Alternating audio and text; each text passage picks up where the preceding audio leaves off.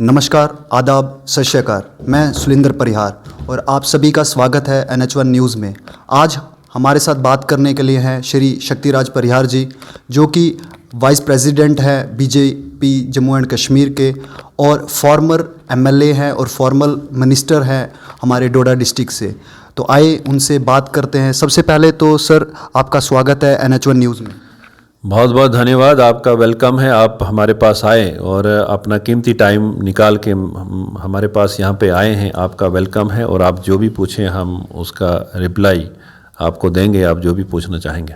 और आज जो लेटेस्ट अपडेट आया हुआ है कि आज हमने जो देखा कि कांग्रेस और NC इकट्ठा होके चुनाव लड़ रहे हैं और बाकी पार्टियाँ भी उनके साथ हैं। ये एक फ्रस्ट्रेशन है, बौखलाहट है इन पार्टियों की, जो यहाँ सियासी लीडर इन पार्टियों के हैं। एक फ्रस्ट्रेशन है कि हम अकेले अगर आते हैं तो हमारी जीत मुमकिन नहीं है। और सुनने में है कि सिर्फ 2 सीटों पे जहाँ पे मैं चुनाव लड़ रहा हूँ, मरमत में और गुंदना में, जो आज सुनने में आया कि वहाँ पे इन्होंने अलाइंस सिर्फ 2 सीटों पे है, बाकी जो भी सीटें जो बाकी हैं, जो कॉन्स्टिट्यूंसीज़ हैं, उन पे इनका अलाइंस नहीं है, अलग अलग कैंडिडेट्स लड़ रहे हैं।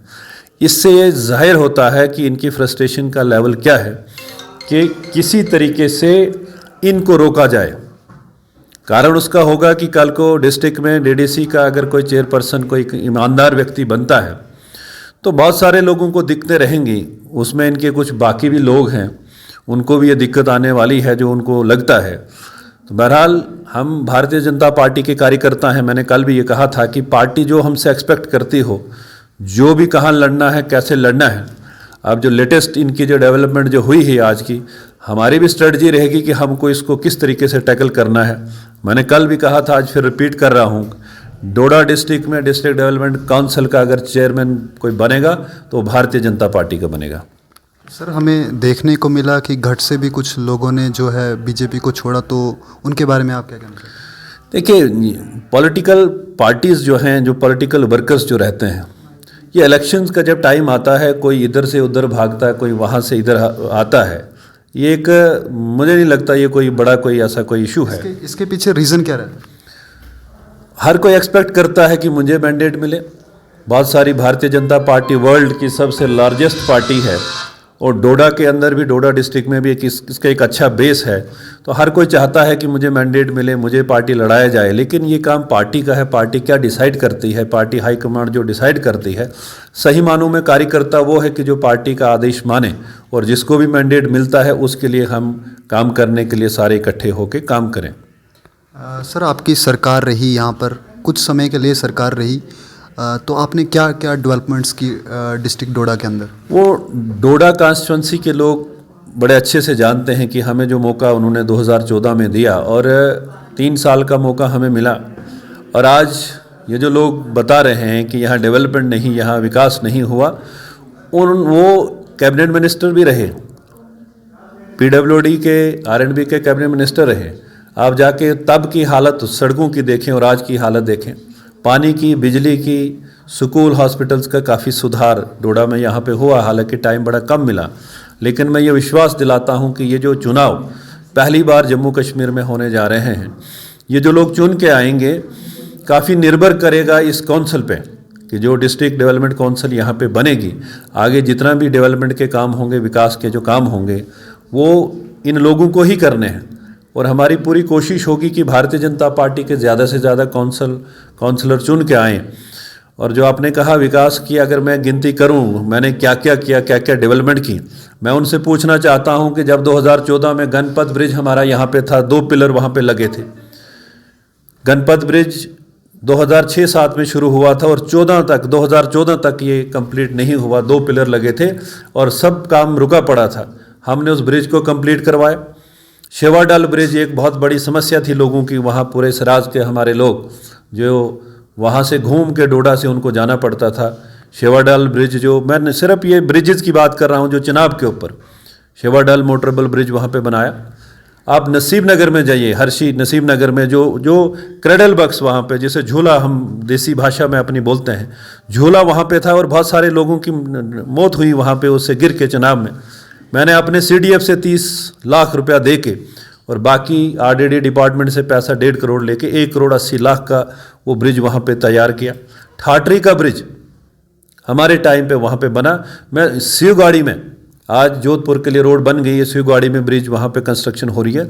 आप सिर्फ पुलडोडा से लेके अगर गणपत से लेके ठाठरी तक जाएं तो 4-5 ब्रिजेज इस जनाब पे हमने बनाए हैं। मैं डोडा के लीडरों से पूछना चाहता हूँ कि जो हमारा यहाँ पुलडोडा टू यहाँ डोडा की जो सड़क की जो हालत इनके टाइम की थी, हमने 15 करोड़ रुपया सैंक्शन करवा के इसकी वाइडनिंग का काम चल रहा है, वो पुलडोडा से बेवली तक का। ये डोडा का फेस है यहाँ पे, अगर वहाँ से लोग आते थे इतनी बुरी हालत थी। बाकी जो रूरल एरियाज़ की अगर आप बात करें, आप किसी भी जगह किसी भी गांव में आज देखेंगे, आप भागवा साइड को लेंगे, कास्तीगढ़ को लेंगे, आप इधर गादी की बात करें, यहाँ जोधपुर एरिया की बात करें, मरमत एरिया में बहुत सारे मैक्सिमम जो हमारी सड़कें हैं वो ब्लैक टॉप आज हुई हैं। और मैंने कल भी ये कहा था कि बहुत कुछ हुआ है और बहुत कुछ करना बाकी है। लोग हम पे विश्वास करें, भरोसा करें कि अगर डेवलपमेंट कोई करा सकता है तो भारतीय जनता पार्टी ही करवा सकती है। केंद्र में सरकार भारतीय जनता पार्टी की है और यहाँ अगर कौंसिल हमारी बन जाती है तो फंडिंग ज़्यादा से ज़्यादा कोशिश होगी कि यहाँ डिस्ट्रिक्ट में करवाई जाए और यहाँ लोगों का, यहाँ के एरियाज़ का विकास हो। सर, आपने ब्रिजेस की बात की तो एक ऐसा ब्रिज है हमारे प्रेमनगर के ऊपर जो अभी वुडन रिप्लेसमेंट उसके ऊपर आई है, जबकि लोगों का कहना था कि आयरन रिप्लेसमेंट होनी चाहिए थी वहाँ पर। आपके ध्यान में शायद होना चाहिए कि वहाँ के लिए अभी 26 लाख रुपया सैंक्शन हो गया है, उसके टेंडर भी हो गए हैं उसके रिपेयर के लिए। उसमें दिक्कत क्या थी कि वो R&B डिवीज़न किश्तवाड़ में, डिस्ट्रिक्ट डोडा पड़ता है लेकिन डिवीज़न जो है वो R&B का किश्तवाड़ का था। उसको ट्रांसफ़र चेंज करने में 5-6 महीने का वक्त लगा और अभी आपने सुना होगा कि उसके टेंडर्स भी हुए हैं उसको रिपेयर करने का। वहाँ का एक प्रपोज़ल हमारा जो वहाँ पे मोटरेबल ब्रिज का भी है, उसकी DPR 18 करोड़ की बन के जो सेक्रेटरीट में है, कोरोना की वजह से जो 7-8 महीने ये वेस्ट हुए, कोई उतना काम नहीं हुआ तो उस कारण वो रुका पड़ा है। लेकिन हमारा जो टारगेट है वहाँ फुट ब्रिज का नहीं है। हम चाहेंगे कि वहाँ पे मोटरेबल ब्रिज वहाँ पे बने और लोगों को जो दिक्कतें वहाँ पे आ रही हैं वो ख़त्म हो जाए। जी सर, टूरिज़्म की अगर हम बात करें तो हमारा एरिया जो है वो टूरिज़्म को लेकर बहुत आगे। हमारी पहाड़ियाँ आप देख सकते हो, द्रमन देख सकते हो, लाल द्रमन हो गया, लेकिन वहाँ पर अभी टूरिज़्म की एस्टेब्लिशमेंट नहीं हुई है। लोगों को, यहाँ के यूथ को वहाँ पे जो रोज़गार मिलना चाहिए था वो नहीं हुआ। उसके बारे में यहाँ पे काफ़ी पोटेंशियल है, यहाँ पे टूरिज़्म का काफ़ी पोटेंशियल है यहाँ पे। लेकिन सबसे बड़ी दिक्कत क्या है कि जितने भी हमारे ऐसे स्पॉट्स हैं उनको, जिनको हमें एक्सप्लोर करना चाहिए, वहाँ मेन दिक्कत हमारी जो है वो कनेक्टिविटी की है। अगर कोई टूरिस्ट कहीं जाए तो अगर वहाँ रोड नहीं होगी, उसको पैदल चलना पड़े तो बड़ी दिक्कत है। बड़े फार दूर दराज इलाकों में हमारा यहाँ पे डल द्रमन है, देदनी है, हमारा लाल द्रमन है, बड़ी सारी जगहें हैं और हमारी भी ये कोशिश रही अपने पीरियड में कि हम कनेक्टिविटी वहाँ पहुँचाएँ। पहले प्रायोरिटी हमारी होगी कि वहाँ पे सड़क पहुँचे, उसके बाद ही जाके आप उम्मीद कर सकते हैं कि लोग वहाँ पे टूरिस्ट बाहर से आएगा और यहाँ के नौजवानों को रोज़गार मिल सके। जी, आपने ब्लैक टॉपिंग की बात की तो जितनी एरियाज़ में हमारी ब्लैक टॉपिंग हो रही है, चाहे वो मलवाना की रोड हो या हर बहुत सारी रोड पे ब्लैक टॉपिंग हो रही है, लेकिन उनकी क्वालिटी जो है, हमने मीडिया में भी दिखाया, उनकी क्वालिटी सही तरीके से यूज़ नहीं। हमारा काम रहता है कि हम सैंक्शन करवाएं, फंडिंग उसके लिए प्राप्त हो, बट क्वालिटी का जो है वो डिपार्टमेंट का काम रहता है। अगर आपको कुछ लगता है ऐसा है कि किसी जगह कोई ऐसी दिक्कत है, कहीं अगर क्वालिटी का अगर मेंटेन नहीं हुई है तो उसकी इंक्वायरी करवाई जा सकती है। लेकिन being an MLA, being a political leader, हमारी यही अप्रोच रहती है कि हम उस एरिया की जो काम का जो भी होना है उसको सैंक्शन करवा के, बाकी क्वालिटी कंट्रोल जो भी रहता है वो डिपार्टमेंट के एंड पे रहता है। जी सर, अभी भलेसा जो है, भलेसा से बहुत बड़े लीडर गुलाम नबी आज़ाद जी निकले हैं और हमारा जो भरत है वहाँ से भी ये हैं मजीद वानी सर हैं, तो वहाँ की डेवलपमेंट क्यों नहीं हुई है? आपको ये उनको पूछना चाहिए, ये क्वेश्चन तो उनको पूछना चाहिए कि 12 साल भरत के MLA रहे, यहाँ डोडा के रहे और भरत के गाँव के रहने वाले हैं। कैबिनेट मिनिस्टर भी PWD के रहे, मैं MLA रहा। हमें बड़ी दिक्कतें रहती हैं कि हम मंत्रियों के पास जा जाके काम सैंक्शन करवाने पड़ते हैं, लेकिन एक कैबिनेट मिनिस्टर को उसके अपने डिस्पोजल पे होता है और जितना पैसा उस पर खर्च किया गया है, मैं चाहूँगा कि अगर उसकी इंक्वायरी हो कि वो क्यों वो पैसा वहाँ पे नहीं लगा और ये जवाब मंत्री साहब, एक्स मिनिस्टर साहब को देना होगा कि अगर वहाँ वो सड़क आज तक नहीं बनी है, उस पर अगर करोड़ों रुपया वहाँ पे इन्वेस्ट हुआ है, तो क्या रीज़न है, वो पैसा कहाँ गया। वो आप अगर उसकी जानकारी लेना चाहेंगे तो डिपार्टमेंट से आप ले सकते हैं कि कितना पैसा उस पर इन्वेस्ट किया गया, लेकिन बड़ी खस्ता हालत है। मैं ये विश्वास दिलाऊंगा कि वो सड़क जो जिसकी ब्लैक टॉपिंग का काम पेंडिंग है या उसमें और भी काम करने को बाकी है, उसका भी काम अगर कोई करवाएगा तो भारतीय जनता पार्टी ही करवा सकती है, बाकी इनके बस की कोई बात नहीं। सर, हमारे डोडा डिस्ट्रिक्ट में अगर हम देखें तो हमारा लास्ट जो गांव है पुनियाला, वहाँ के लोग बहुत टाइम से हमने न्यूज़ भी दिखाई थी पुनेखर गांव की, जहाँ पर वो वुडन जो वो था उस पर उठाकर मरीज़ को उठाया जाता, तो वैसे ही पुनियाला एरिया में भी हो रहा है। तो वहाँ पे रोड की कनेक्टिविटी नहीं हुई है, वहाँ के लोग रो रहे थे, आप न्यूज़ में देख सकते हो। तो उसके बारे में आपके पुनखर का जो आप कह रहे हैं, पुनखर का रोड तो सेंक्शन हुआ है, उस पर काम चल रहा है। जो मलवाना जो जठेली पुनखर का, वो तो काम चल रहा है। जहाँ तक अपना पुनियाला की बात है, मैं परसों भी उनका एक डेपुटेशन यहाँ पे आया था। मैं जब एमएलए था उस वक्त हमने डिस्ट्रिक्ट प्लान में उसको सैंक्शन करवा के उसके टेंडर भी करवाए थे, लेकिन लोगों की आपस की लड़ाई के कारण कि टेक ऑफ पॉइंट कहाँ पे होगा, यहाँ होगा, वहाँ होगा, वो उस लड़ाई के कारण वो काम शुरू नहीं हो सका है। और उनका डेपुटेशन यहाँ पे परसों भी आया था, क्योंकि डिस्ट्रिक्ट प्लान में जो फंड्स लैप्स हो जाते हैं तो आगे वो काम नहीं होता है। मैंने उनसे कहा है कि उस रोड को प्रायोरिटी पे लिया जाएगा, उसको सीआरएफ में, नाबार्ड में, किसी भी हेड में उसको लिया जाए। वो एक इलाका इस बेल्ट में हमारा भखना और हमारा जो पुनियाला है, ये दो सड़कें बनने को हैं। मुझे पूरा विश्वास है कि इनकी डीपीआरस वगैरह तैयार हैं, आने वाले टाइम में उनको सैंक्शन करवा के ताकि उन लोगों को भी ये फैसिलिटी मिल सके। सर, लास्ट में मेरा ये क्वेश्चन रहेगा कि बहुत लोगों का ये क्वेश्चन था कि दो जगहों से क्यों लड़ रहे हैं आप?